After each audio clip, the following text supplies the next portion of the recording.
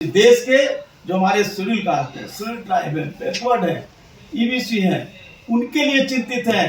कि जो अधिकार आपको मिला था संविधान में, संविधान का सीधा सीधा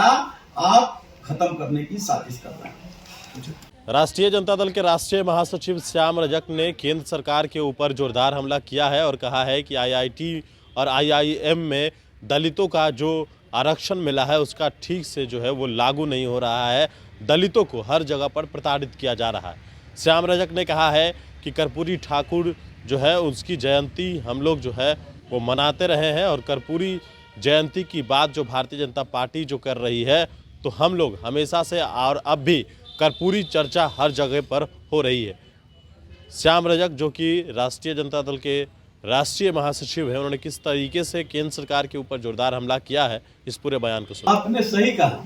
मैंने भी अपने प्रथम वक्तव्य में बोला था, लेकिन मेरा ये कहना है, एक को प्रधानमंत्री, एक को मुख्यमंत्री, एक को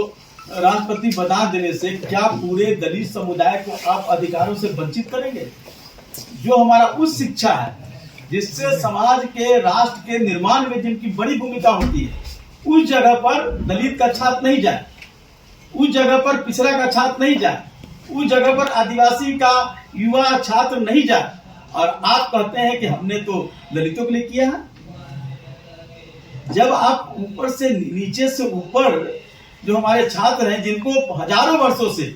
जिनको शिक्षा से, अधिकार से मुक्त किया गया, और जब बाबा साहब अम्बेडकर ने शिक्षा का अधिकार दिया संविधान में, आप संविधान की बात कर रहे हैं, मैंने हम लोग की चिंता क्यों है? संविधान की किस तरह बलात्कार हो रहा है भारतीय जनता पार्टी की सरकार के समय से, और संविधान को खत्म करने की साजिश हो रही है। ये सब कारनामे इस बात का उल्लेख है। हम चिंतित है अपने लोगों के लिए। इस देश के जो हमारे शेड्यूल कास्ट है, शेड्यूल ट्राइब है, बैकवर्ड है, ईबीसी है, उनके लिए चिंतित है कि जो अधिकार आपको मिला था संविधान में, संविधान का सीधा सीधा